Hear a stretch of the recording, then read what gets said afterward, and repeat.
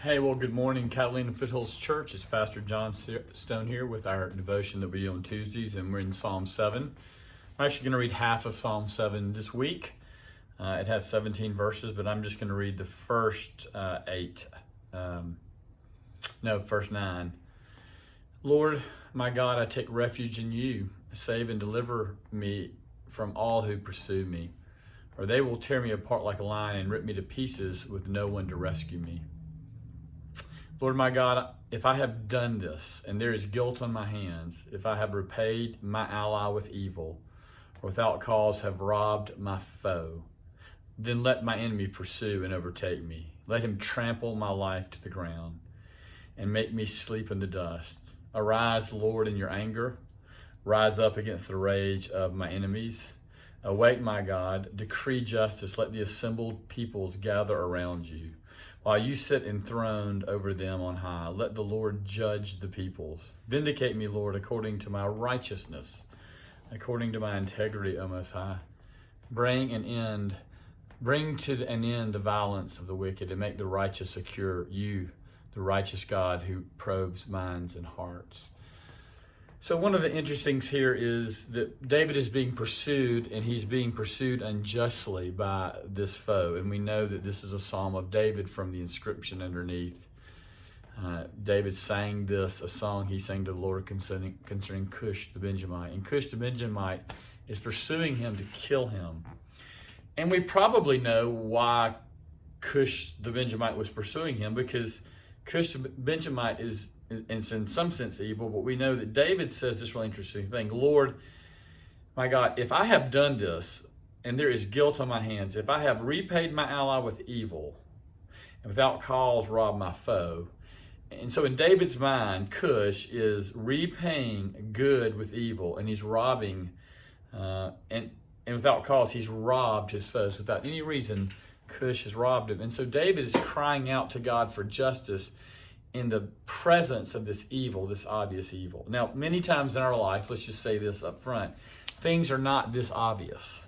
When we have a dispute with a friend, or we feel like someone gossiped about us, or we feel like we've been taken advantage of at work.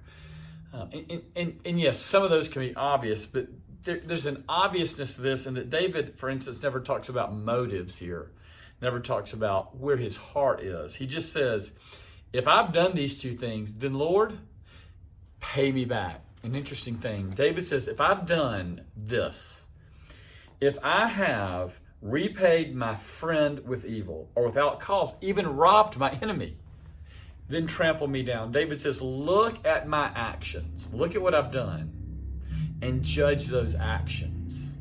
And then look at my foe and judge him. So one of the interesting things is David is admitting here, and it's worth admitting, that when we do behave poorly, when we sin, when we break God's commands in obvious ways, and I think this is amazing, if I have repaid my friend with evil, if I have repaid my friend with evil, and then this very New Testament, right? If I have without cause have robbed my foe, love your enemies as yourself, Jesus says, then Lord, trample my life to the ground and make me sleep in dust. Kill me. David is very confident that what Cush has done, he has not. And in that light, he says, God, look at my actions and then protect me. And the second thing, and we'll talk about this a little bit more next week in this psalm, it's a full psalm, is he calls on God to rise up and to bring justice. Lord, in your anger, rise up against the rage of my enemies. Awake, my God, decree justice. God has a heart to see justice done. And we all recognize in all of its various forms that justice is often and most often not done in this earth before the return of Christ. But he calls on God to bring his justice. He asks that when the people are assembled in worship, that God would judge Cush, and that he would bring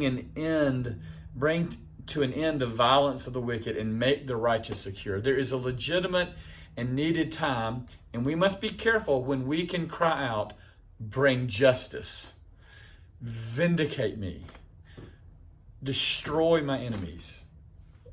And the reason I'm being cautious about this is I've often had people say, this is my enemy. And when I hear their story, I think it's a little more complicated than the way you feel about it. But then other times you see where there is massive injustice done. And what the psalm is teaching us is very appropriate to say, Lord, end the violence of the wicked. We can pray right now, Lord, end the violence of the wicked. Make the righteous secure. You, the righteous guard who probes the minds and hearts, vindicate me according to my righteousness, according to my integrity. Come and bring justice. Wow, powerful psalm. It really sets the backdrop for why Christians and the scriptures believe that there is hell, why there is judgment, and why we need to be secure in Christ, why in fact in Christ God's wrath was poured out. Because here David is calling on his wrath because it's right for God to bring and do justice. Good to be with you this morning. Look forward to seeing you here soon, whether it be in the highways and byways of Tucson or online or in church. You have a great week. We'll see you soon.